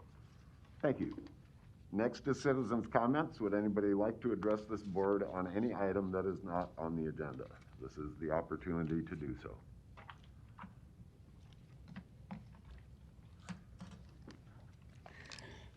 Excuse me. Larry Storer, 5015 Lafayette Avenue, Omaha, 68132. I'd like to talk about disparity, particularly with the elections coming up. Disparity of representation. We are a representative republic, constitutional republic, not a democracy. But we hear that term an awful lot in Omaha and in these chambers. But we all take an oath, or by affirmation, swear to a republic. So let's please stop using the word democracy or democracy. Now, equals representation at these chambers, for example, and in the public affairs and press of the Omaha area. We common citizens don't get a lot of representation, maybe 3 minutes if we're lucky, 5. But with the World Herald and with community partners that get to come down here and present for 5, 10, maybe 20 minutes, depending on whose rule is being applied, at this board or the other board that also uses these chambers. So the same applies to them also, that we don't really get equal representation in these chambers. Oftentimes we're interrupted, we're cut off, we're escorted out for bad behavior. Some people aren't. Some people come from up there down here as a citizen and get interrupted, but they don't get thrown out or called out of order. One example yesterday, lack of representation in a meeting on the 9th floor. A lot of people by Zoom, they might get to give input here. They got to give input yesterday. And I got a notice from Dan that that was a public meeting and the public was welcome to attend in person, which I did, as well as by Zoom. A lot of Zoom people were talked to. But when I expressed that I needed to leave and I'd like to have my public comment time, the comment was, oh, hurry up, we're about out of tape. Citizens don't get enough tape either. Tape, I'm sorry. Zoom, tape, whatever. There wasn't any rule on 3 or 5 minutes on that. But the other thing is in the public press. We hear this disparity all the time and democracy all the time at the zoo, at the Durham Museum, at the Children's Museum, and in the newspaper. This might not be one of your community partners that gets money from you, but at the Inclusive Communities in the World Herald, here's a whole bunch of weekly things from October 6th on through May 18th that express the other opinions that some of us have, but some of the same opinions that we've often heard here in these chambers. For example, I'll go skip all the way down to racial disparity. And oh my gosh, there's one in February called reparations. Are we citizens going to have to listen to that in these chambers? Let's discuss reparations and slavery. These chambers, the city council also gets up there. And Mr. Ben Gray, has said we will have that discussion on slavery. He didn't use the word reparations, but obviously that's part of the discussion that they're going to have. But we don't get a chance to say reparations no longer apply. Slavery, there's something in the state constitution. Slavery no longer applies. It applied way back when some of Abraham's family, I think, went into slavery down in Egypt somewhere. How many years was that? 6,000 years? 3,000 more? But we don't get time for this. But it is time for that discussion. But let us have some of that discussion. Back and forth. not just from there. Ben Gray says we will have that discussion. Well, where is it? Are we going to wait until after the election and then have it all over again, but one way from up there to here? And then if we bring it up, we're out of order. Thank you. Thank you. Would anybody else like to address this group under citizen comments? All right. Seeing none, we will move to presentations and the CARES Act update. Joe Lorenz. What are we looking at this morning, Joe? On the agenda, it says local government funding requests, Ralston Valley, Boys Town, Waterloo, and Bennington. Yes, so as you remember when we did the initial CARES Act allocation, we divided out into several categories. And one of the big categories was the local government. So with local government, so far we've earmarked and approved $30 million to the city of Omaha. And then there was also another $10 million allocation for the other units of local government within Douglas County. So that's what we're going to talk about today is, what has come in the amount of a request. And so I just handed out a chart, and this is where we are.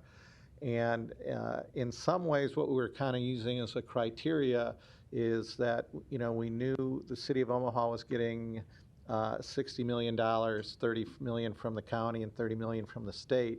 So we looked at that on a per capita basis, what it came out to, and it came out to a little over $125 per capita. So we kind of used that as a kind of a benchmark as we looked at these other municipalities within Douglas County, and we also applied the presumptive clause that was allowed under the CARES Act, where you could presume public health and public safety expenses incurred by a municipality.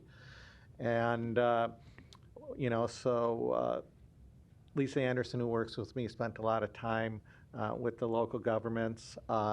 As you can see, Ralston is a bigger one, so I myself and Patrick spent time working with them and, working with Deloitte and seeing what would be, getting Deloitte sign off on eligible expenses. And so what the chart you have in front of you is the summary of the request. The summary of the requests that we received to date.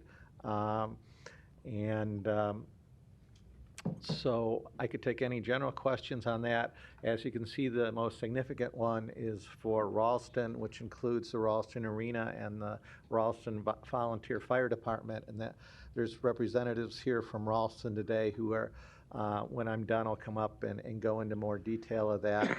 But before we go there, if anyone has any questions on these, I'd be glad to entertain them. Thank you. This is an interesting process working with so many other entities around, and we don't get consistent response from the entities like we would anticipate. Bennington and Waterloo did not list 3 months of police salaries like they could have. We've been back to them, and we'll go back again. And we've explained that to them, and they have not come back on that. Whereas other people, certainly like Boys Town, I think, who gets a lot of grants, realized right away what we were talking about, and they came back and applied for it quite quickly, and also Valley has. But like I say, we'll take another crack at going after Bennington and Waterloo. But certainly Ralston, Boys Town, and Valley have taken the more all-inclusive approach. And we are also still missing, and I don't blame you, I blame us, 2 volunteer fire departments that should be on here that are not, Irvington and Ponca Hills. And they've both been reached out to, and for whatever reason, we haven't gotten the paperwork back from them yet. Right. So that's not on us, but I would hope that we might, and they'll be modest amounts, but I would hope that we might revisit those as that information comes in. And with Bennington and Waterloo, I would still urge them to take 3 months of police salaries as a qualifying expense. I just don't understand why they did not. Further questions or comments to what's being presented here and considered? Commissioner Kavanaugh. Thank you. Joe, just so that we can get an overall view, because it doesn't appear that the Omaha amount is on the local government's request here. That's 30 million from our Douglas County's CARES allocation of 116 million. 166 million. 116 million. 166. 166. I'm sorry, 166 million. To Douglas, to the city of Omaha, 30 million. From Douglas County, yes. Right. All the other cities combined, 2.4 million. Yes. Total 32.4 million to all the cities in Douglas County of the 160 million. To date, yes. Yes, okay. Now, these categories are not all the same, and maybe when we come back to this, we could get a total government, local government, including the city of Omaha breakout.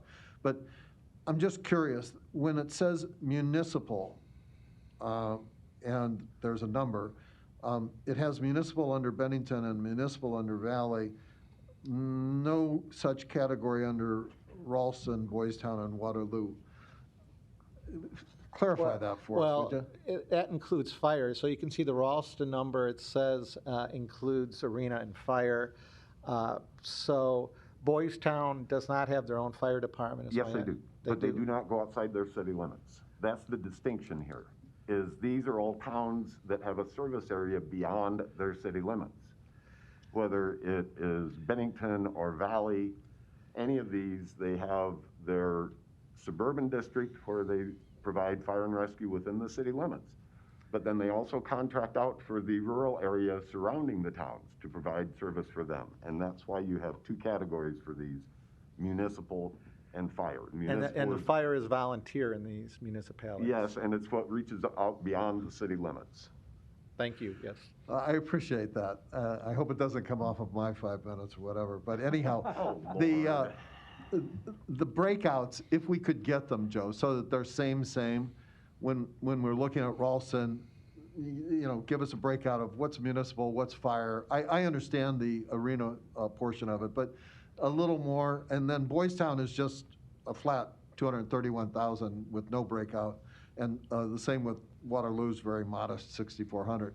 Just so that, we can look at this and say, oh, okay, that's that, that's that, that's that.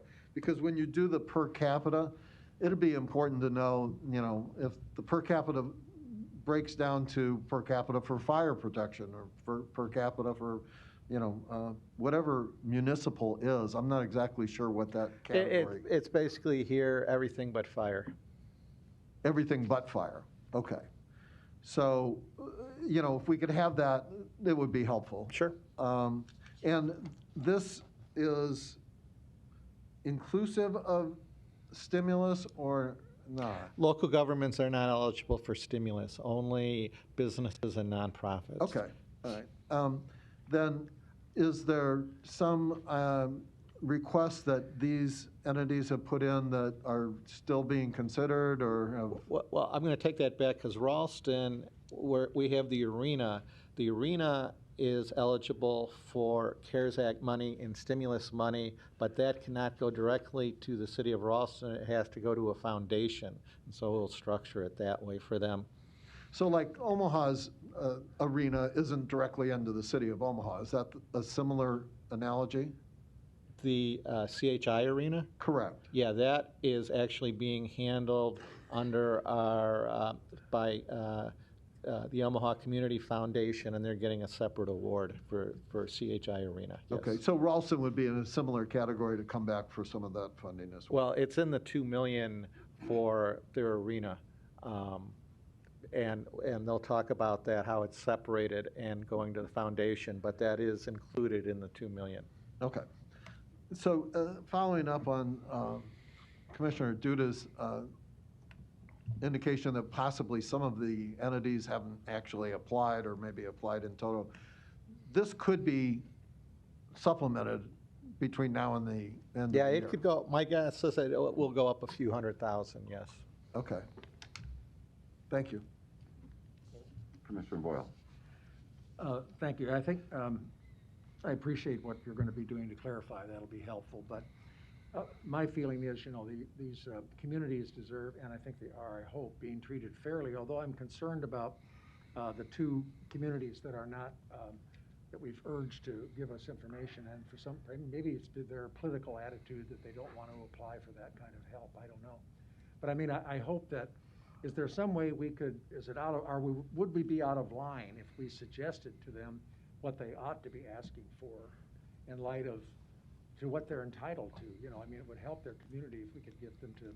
I don't think it would be out of line, and I think, we have a half-time staff person, Lisa Anderson, helping us on this, and I think it would be entirely appropriate for her to go to them and urge them And I think Lisa's been calling these people and trying to explain it She to has. them. And part of Lisa's been calling these Yeah. municipalities and trying to explain it to them, but, they're kind of very small organizations, and I'm not sure they totally grasp it. Unlike Boys Town, who I say knew right away to this because they get so much money in grant money. Somebody like Waterloo or Bennington doesn't really do that. No. So we're going to go out and try again and, say, hey, we think you're eligible for, more presumptive money for police. And I'd like to see you get, actually do an amount, maybe just suggest that you're entitled to, whatever thousand it is for Yeah, police. see, we have to get that data from them because it's based on their I really would payroll. like to, because, excuse me, this is a real chance for them to be treated Right, fairly, and I want to make sure that happens right. in these towns. We will go out and reach out again and try and work with them, we will. Great, that sounds good. Let's see, what I wanted to ask, when these applications are,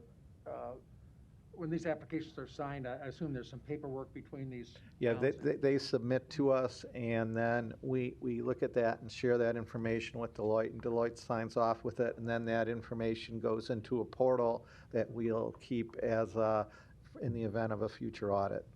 Okay, well, what do they notarize, is there something notarized, or is there something where they attest or swear to that this is all caused by COVID? I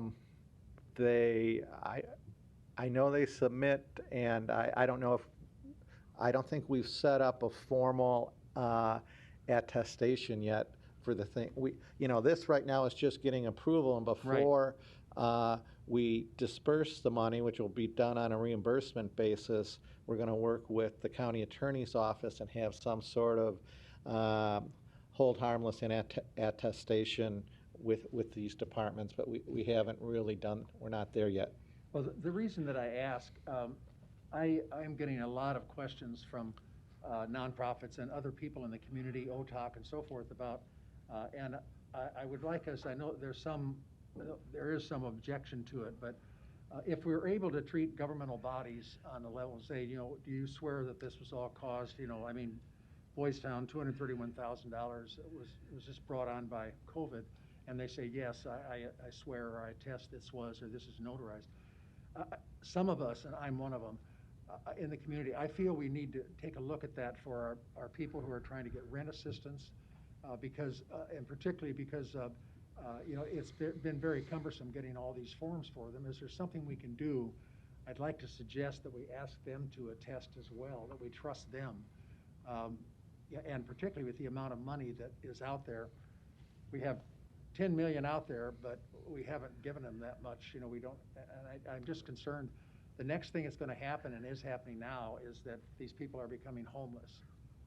And that just triggers a whole lot of other assistance. So I'd like us to talk it out and raise our objections to it, and have a good discussion about why we shouldn't trust the individual families as much as we trust these cities and counties. That's what I want to talk about sometime, not necessarily now, but I'd like to get and we're certainly aware of that issue, and certainly Melissa, Patrick, and I are discussing it and talking with Deloitte. We've also had discussions through Deloitte with the state of Nebraska, because we're trying to take a consistent approach. And, it's everybody's goal to spend as much of this CARES Act money out in the Yeah. community as we can, Well- but while at the same time being, consistent and that it meets the guidelines. So that's the catch-22 that we're trying to work what- through. What if we had somebody like this OTOC group that's been around for quite a while? What if we had them talk to these people and make sure that they're being honest or feel they're being honest and vouch for them and sign on as well? I mean, I just think we need to try to get the money out. But I know everybody wants to. It's just a question of, is this enough? Do we trust them enough to attest? Maybe if we have OTOC intervene and serve as a sponsor to go out and really talk to these people and recommend it, we'd feel better about it. But I'd like us to talk about it. Yeah, Thank you. I think that's a good discussion that we could have. Thanks. Thank you. Commissioner Rogers. Thank you, Mr. Chair. Joe, I just wanted to make sure, because I want to make the clarification to what Commissioner Boyle said. It's because you can get the perception that the cities are getting a different treatment, because the point is, to that point of the city's holding some hold harmless, it's mitigating some point of risk, I guess, on our degree. We're taking the cities on an honor system to some degree, but you have something signed. That's the thing. You got the risk. We will get a hold harmless from the city. Like I say, before the money gets dispersed, Yeah. we're just not at the point where we're dispersing money, whereas with, the rent assistance, we've been dispersing money. What they've been doing over with Omaha Community Foundation, they have forms that they use with the zoo. There's a contract. So anytime we get to the point of actual disbursement, we will have a legal agreement. So we're not quite there yet with the disbursements for local government. So, and that's the point I just wanted to clarify, because the point is that you have that which mitigates risk for the payback. Yes. But also, we're vetting the cost that they come in. So it's just not, they submit it, they get it. We flip through it and make sure they Oh, qualify. absolutely. These are Okay. all being reviewed with Deloitte, and then we're all using criteria and working with these municipalities and vetting all of them. So, yeah, we Yeah. do that because the point is, once we do the approval and make the disbursement, we really don't want to go back and risk a clawback. So we're trying to do our due diligence Yeah. before we distribute the money. And that's what I wanted to just verify to vouch for the work that general assistance is doing on it. Because when Oh, a absolutely. person's coming, my understanding is from the conversation is that, people we're being as minimal as possible that we can be, and constantly looking at making that change. But two, for people that may have sent in wrong information, they're having people follow up with them, do the leg work, do other things. So it's not, we've got the effort there to do it, but also this point that's being brought up about attestation, I think we're willing to talk about it, but unless OTOC and some other entities are willing to put the risk mitigation piece up, that puts us in a vulnerable position. So that's really the whole thing, and that's the conversation I've been having with people saying we're being as minimal as possible. But, my understanding is there's examples where people are putting the wrong photo in, they're giving wrong things, we're trying to walk them through it, and if we would have went this route, we would have already been at risk with some money on the table. Right. However it minimum may be compared to the pot, but that's the piece that we're just trying to avoid getting blasted on. So Absolutely, wanted and to I make that think, for the record. Melissa's been and spoken to us enough times that you understand what her and her team are doing. They really are trying to work with people and do their best to get money out to people and make sure if they're qualified, they get the money. May I speak? Sure, Commissioner Kraft. Yes. I have a similar feeling to Commissioner Boyle on this, but I realize we don't have the ability to claw back.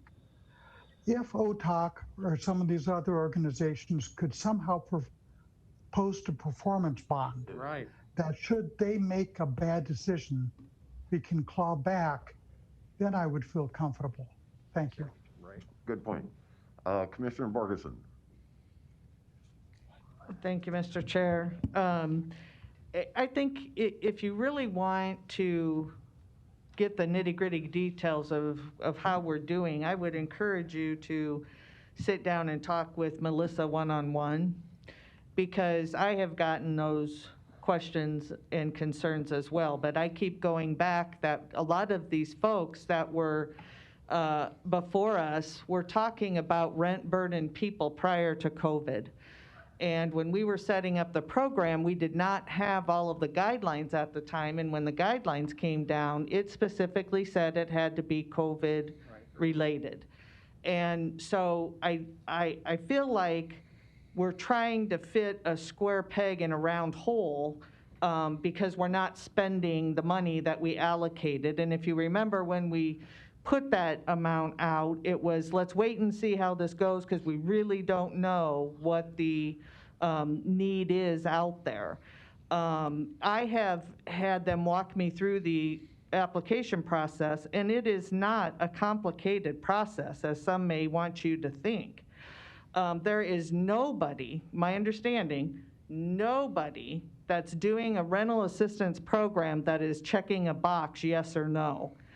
We are taking the initiative to meet in person. I know staff is doing that, as well as talk to them on the phone, that if they're denied, what is it that they need help with to being able to get approved. Most of our denials actually happened in the first months of the program because we were just getting up and running. We were seeing what people were going to be providing or not providing or having trouble providing. And so now we have more approvals than we do denials.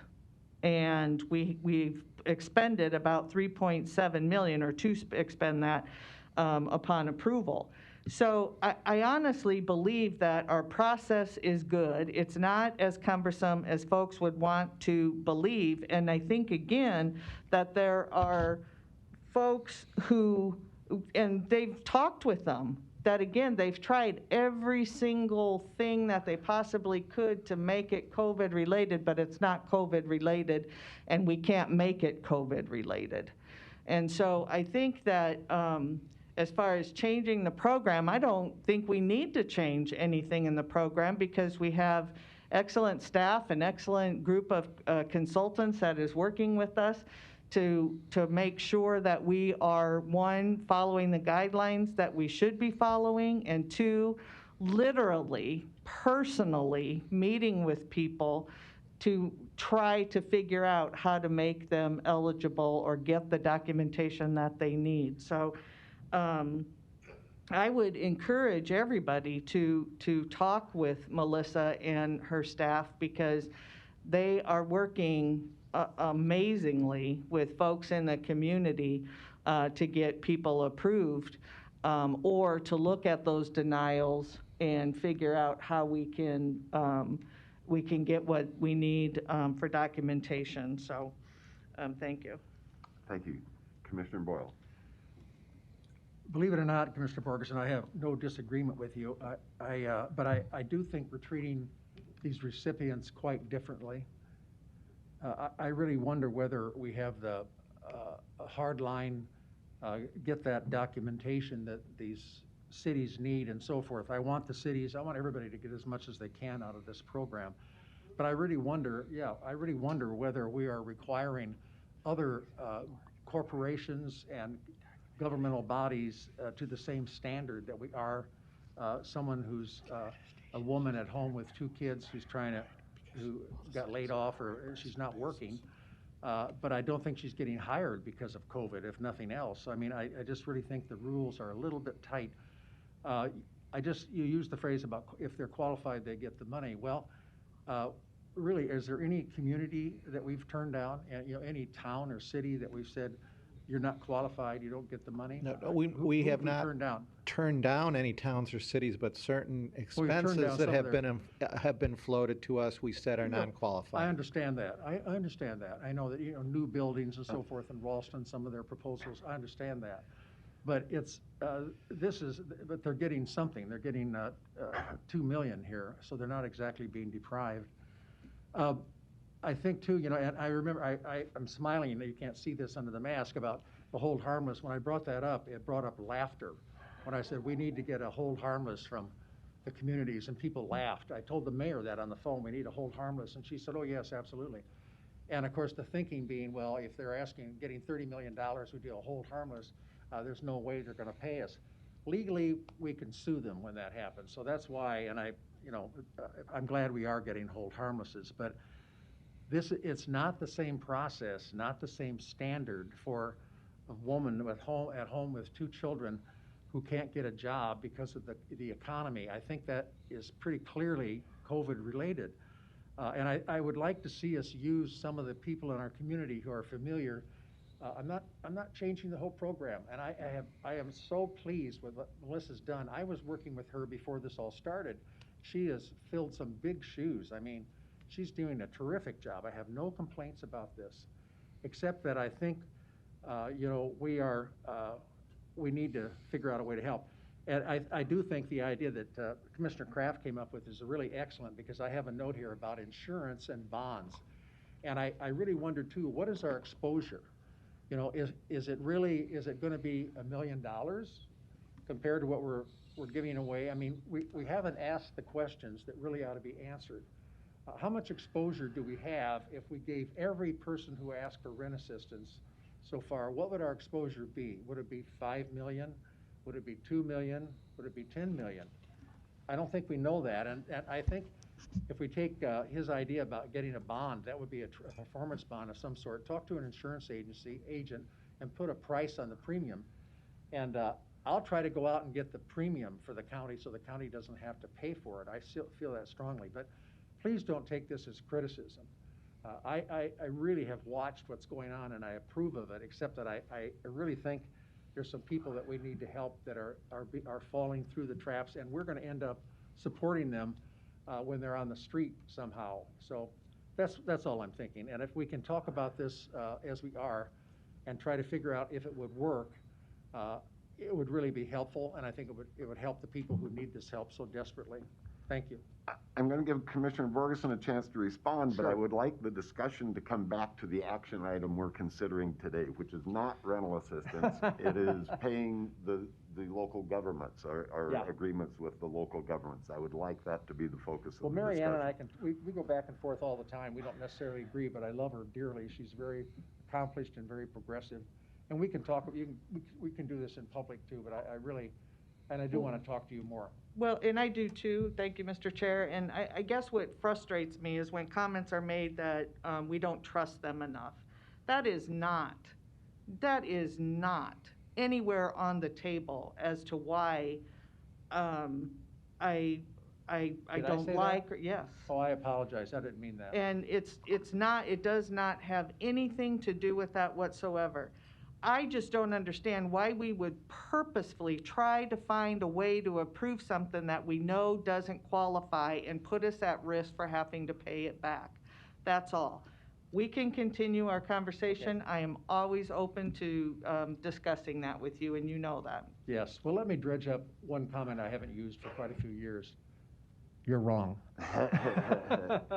Okay, bringing the discussion back to local government. Yeah. The way I would foresee this is I hope that we do have an additional ask from the towns of Bennington and Waterloo, the volunteer fire departments that have not yet shown up. I hope that they do take advantage of this opportunity to show up. I am not planning on giving Ralston any more money, just for the record, because I could kind of hear that between the lines that, well, maybe we can give them more. Ralston, I mean, a great town and all, but nobody goes through money like Ralston does. And this request started at $5.5 million for a town of 70-some hundred people. Go big. And I am glad that we have come to a better agreement apparently at $2 million. I think that's still being very generous. I mean, over 80% of the funding in this package is going to the city of Ralston. You know, they're getting almost everything in this package of $2.4 million. $2 million is for Ralston. I have no intention of giving Ralston any more money. Just for the record, we're being very generous to them, I believe, and I'm okay with that. I'm not going to fight it. But we're not treating everybody equally here. And it's those that are not getting much money that I would like to go out and seek a little more information from. Is this what happens when you don't win an election? No, I'm just kidding. Mr. Chairman. Commissioner Thank you. Kavanaugh.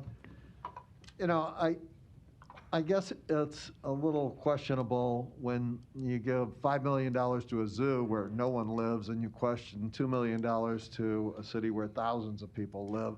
This is about people living in Douglas County, helping people in Douglas County through the COVID pandemic. And I understand your antipathy for Ralston. You don't represent Ralston and you don't want to. You're not going to represent anybody pretty soon.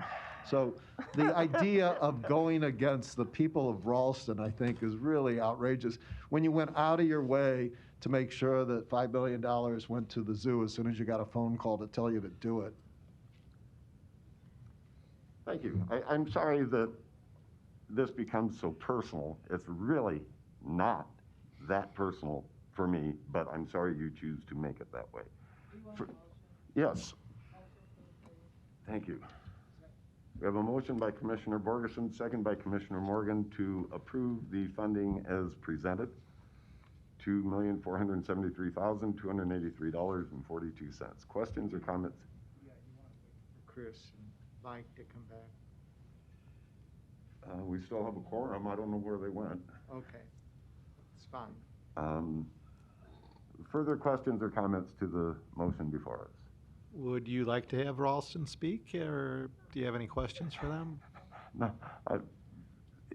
Do you have anything you want to add to the conversation? Commissioner, if you're going to say yes, I'm just going to stay seated. I think you can stay seated. Further questions or comments? Then I would call for the vote, please. Larry, did you wish to comment before we vote? I'm sorry, I didn't notice that you were. No, I won't keep you long. All right. I dozed off a little bit there, but is any part of that money for an arena in Ralston? They have $2 million going to the city of Ralston, and they decide what they do with that money. Yeah. Provided it's reimbursable expenses.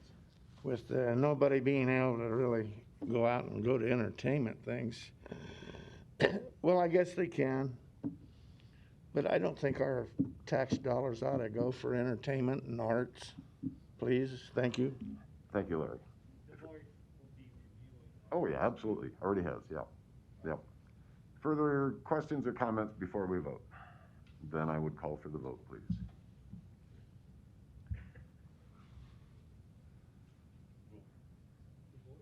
No.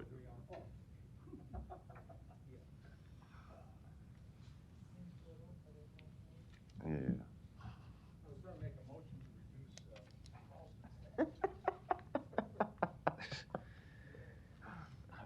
Motion passes 6-0. Thank you. All right. We don't have any legislative issues. Well, actually, we do. Oh, do we? Well, I just wanted to ask us to consider, when you asked, someone, I think you did, you asked the question, you asked Mr. Goodwillie, what authority do we have, and we really don't have that authority. Right. We ought to discuss whether we want to try to get that authority. If we don't, then we'll have to continue doing what we're doing. Commissioner Borgeson. Thank you, Mr. Chair, and that comes right into my item of just announcing that the Human Resources Committee will meet on 10/29 to discuss our priorities for the legislative session. So if you have that one, please get it to Marcos. Okay. We do have need of an executive session this morning. I am not aware of anything else that, for the good of the cause, that we should be doing in open session. Miriam, what time does that meet? We're still working 29. on the time. We'll be sending it out shortly. Oh, okay. But it is the 29th. It's on the 29th. Mm-hmm. Thank you. We have need of an executive session for litigation, negotiations, and legal advice. So move. Motion by Commissioner Boyle, second by Commissioner Rogers to adjourn into executive session for negotiations, litigation, and legal advice. Could we please vote? Will we be Yeah. I sent it to you. Motion passes 6-0. Thank you. Thank you all for a good meeting.